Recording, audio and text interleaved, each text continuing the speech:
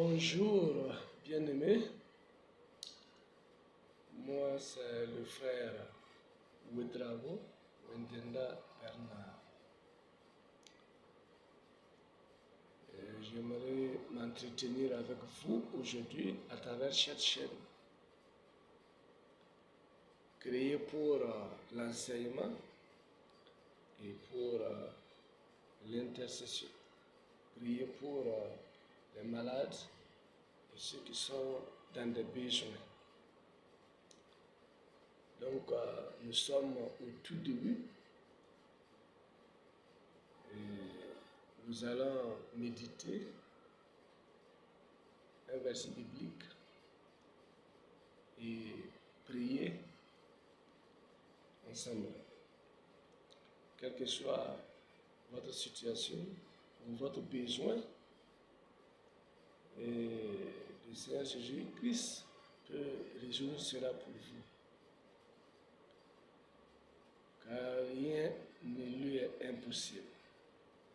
Donc avant de commencer, nous allons adresser une prière au Père. Père Céleste, nous te bénissons pour ton amour, ta miséricorde, ta grâce envers nous. Merci pour la vie que tu nous accordes et cette opportunité que tu nous donnes de méditer ta parole et de passer dans ta présence. Merci pour ces moments. Merci de conduire et de diriger ces moments. Merci, Seigneur Jésus, de te manifester pour la seule gloire de ton nom. J'ai prié. Amen. Nous allons lire un passage biblique. Nous allons lire Luc 10, à partir du verset 25. Un docteur de la loi se leva et dit à Jésus, pour l'éprouver, Maître, que dois-je faire pour hériter la vie éternelle? Je lui dis, qu'est-il écrit dans la loi qui lui dit? Il répondit, tu aimeras le Seigneur ton Dieu de tout ton cœur, de toute ton âme, de toute ta force et de toute ta pensée et ton prochain comme toi-même. Tu as bien répondu, lui dit Jésus. Fais cela et tu vivras. Mais lui, voulant se justifier, dit à Jésus, et qui est mon proche? Jésus reprit la parole et dit, un homme descendait de Jérusalem à Jéricho. Il tomba au milieu des brigands qui le dépouillèrent, le chargeaient de coups et s'en allèrent le laissant à demi-mort. Un sacrificateur qui passait, qui par hasard descendait par le même chemin, ayant vu cet homme, passa outre.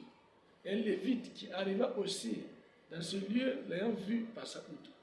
Mais un samaritain qui voyageait étant venu là, fut ému de compassion lorsqu'il le vit.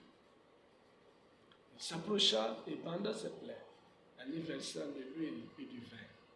Puis il le mit sur sa propre monture, le conduisit à une hôtellerie et prit soin de lui. Le lendemain, il tira 2 deniers, les donna à l'autre et dit, aie soin de lui, et ce que tu dépenseras de plus, je te le rendrai à mon retour. Lequel de ces 3 te semble avoir été le prochain de celui qui était tombé au milieu des brigands? C'est celui qui a exercé la miséricorde envers lui, répondit le docteur de la loi. Jésus lui dit, va et toi, fais de même. C'est le Seigneur Jésus qui parle à un docteur de la loi quand il était sur la terre pour son ministère terrestre. Ce docteur de la loi a posé une question pour l'éprouver. Il a reçu une réponse. Voulant encore piéger le Seigneur, il posa une deuxième question de savoir qui était son prochain. Le Seigneur lui a relaté cette histoire. Cette histoire est intéressante. Il est question de quelqu'un qui a quitté Jérusalem pour aller à Jéricho. Nous savons que Jérusalem est habité par des Juifs, certainement, qui partaient à Jéricho et qui a eu un incident sur le chemin. Et il y a eu 3 personnes qui sont passées par là. Premièrement, un sacrificateur qui était certainement juif, et encore un chef religieux. Ensuite, un lévite qui était certainement un juif et un chef religieux. Mais ils sont passés sans se préoccuper de ce dernier qui était couché, baignant dans son sang. Une troisième personne est passée. Ici, il s'agit d'un Samaritain. Mais lui, il a eu pitié de ce dernier, il a pris soin de lui. Et cette histoire est vraiment intéressante et marquante. Vous voyez que le Samaritain a pris soin de ce dernier. Mais le Samaritain a dû remarquer que c'est un Juif. À l'époque, il n'y avait pas une relation entre les Juifs et les Samaritains. Mais lui, il a surpassé ses frontières ethniques et raciales pour venir au secours de son prochain. C'est un Juif. Quelqu'un qui on peut considérer comme étant son ennemi, ou bien, voilà, quelqu'un qui le méprisait ou qui méprise la Samarie et les habitants de la Samarie. Mais il a dépassé cela pour prendre soin de ce dernier, sans connaître qui il est, et il ne s'attendait pas à une récompense ou à une restitution. Il l'a fait pour amour pour Dieu et pour son prochain. C'est vraiment intéressant. Et cette histoire me touche et m'interpelle à aider aussi mon prochain, qui que vous êtes, que vous soyez en Afrique ou ailleurs, quelle que soit votre race, votre ethnie, votre religion, nous avons un seul Dieu, un seul Créateur et un seul Père. Donc, nous n'avons pas de frontières. Nous appartenons au même Dieu. C'est pourquoi aujourd'hui et désormais, ou dans les temps à venir, nous allons nous entretenir sur ces questions-là, briser les barrières raciales, ethniques, religieuses et autres, afin de pouvoir s'aider. Parce que nous allons constater de nos jours que les problèmes sont multiples. Et peu sont des personnes qui n'ont pas de problème. Soit un problème familial, professionnel, spirituel ou autre, ou financier. Aujourd'hui, je vais prier pour vous, quel que soit votre problème, quelle que soit votre situation. Je vais prier au nom de Jésus. C'est le Seigneur Jésus qui relate ici. Qui est Jésus? C'est Dieu, le Créateur des cieux et de la terre, de toutes choses, qui a pris la chair humaine pour descendre nous aider.